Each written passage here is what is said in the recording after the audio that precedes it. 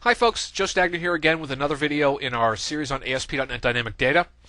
You'll recall in the last video that we did, we were looking at declarative attributes to implement user input validation in our dynamic data application. And if you haven't been working along with us, I highly recommend that you go back and look at the earlier videos in this series. I didn't want to have to make folks sit through regenerating the scaffolding for this dynamic data application in each video. So we've actually done this in the first video in this series.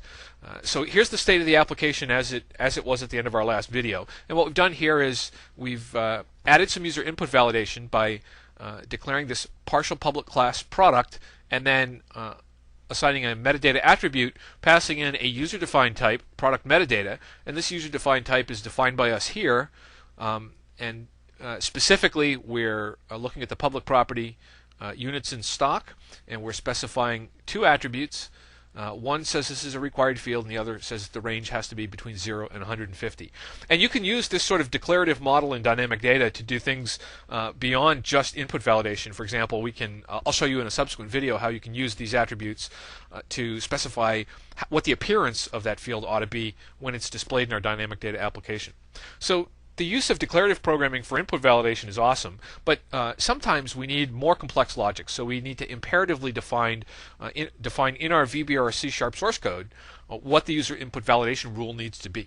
So to do that, we're going to extend some of the public methods that are generated for us in our scaffolding. Now, if you're new to public classes and public methods, I'm going to take a second to talk about what the possible advantages are, because if you're looking at this, there are a couple of other mechanisms that you might think about implementing this sort of functionality in. One is, of course, to use interfaces where we can declare what the interface should be, and then at development time we're required to implement the details of that interface in our class.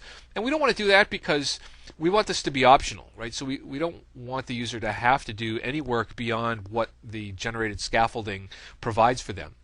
The other thing we might implement this sort of functionality with, the other feature, would be to implement a class hierarchy where a base class gets defined for us in the scaffolding generation, and then the user would create a new user-defined class and inherit that base class.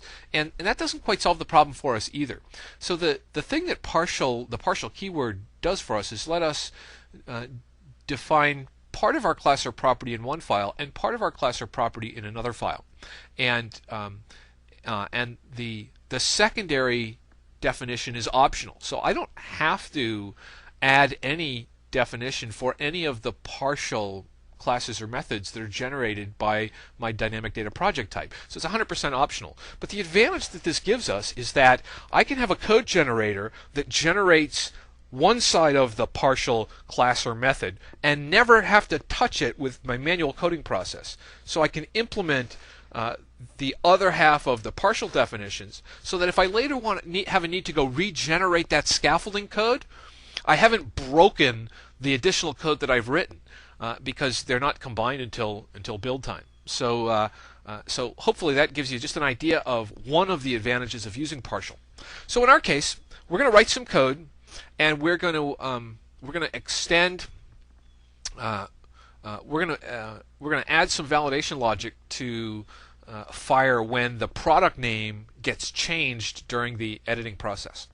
So if you're working in C#, you'll have IntelliSense to do this. In Visual Basic, we're going to use the declarations drop-down. And before you send me an email, I've talked to the Visual Basic team about this, and what they tell me is that this is just the Visual Basic way of doing things, that this sort of thing gets implemented in the Visual Studio IDE as opposed to in IntelliSense itself. So the one that we're interested in, well, first let's go look over at the northwind.designer.vb file. And this isn't something we've written. This is something that's generated as part of the scaffolding for using a dynamic data project type.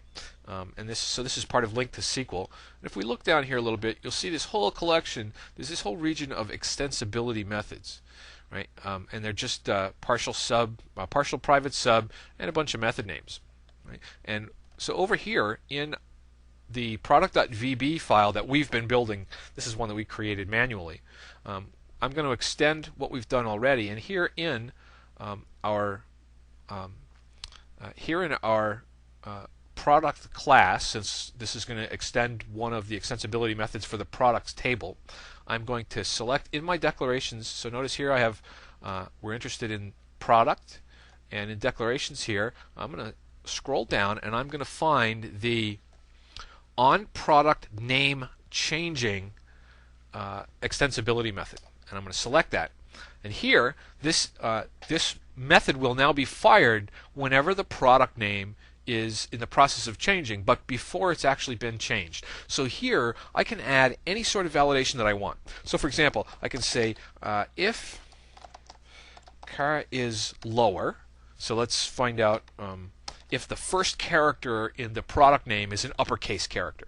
So it will say if it's lower, which is what we want to prevent from happening, and here we're going to look at the value that's been placed in the product name field, which is passed in, as you can see here, it's passed in this variable name value. So let's just look at the first character in that string, and if it in fact is lowercase, then I'm going to throw an exception.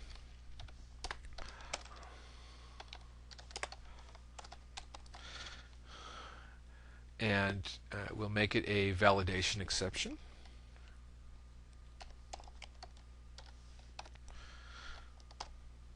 And here I can just pass in some text that I want to be propagated. So product names must begin with an uppercase character. Okay, so it's that easy, right? We just selected product, on product name changing, used the drop down to generate the stub for our sub here, and then we're just catching that value. We're looking in that value to see is that the first character in that array or in that string object a lowercase, and if it is, throw an exception that says product names have to start with an uppercase. Right, so that's it. Let's go ahead and run the application.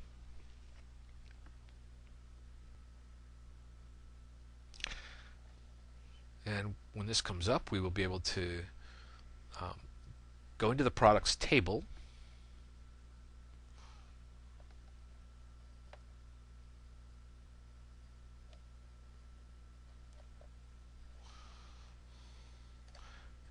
And we'll edit a field.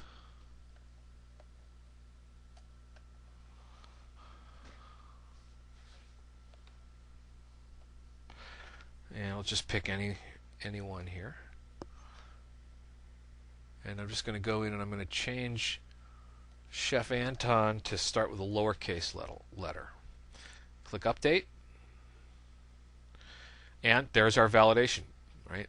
List of validation areas. Product names must begin with an uppercase character. So really it's that easy just to extend the extensibility method, so we don't have to do all of the event wiring for manually. It's done for us by virtue of being a dynamic data project, and we can just add the field-specific validation logic that's necessary.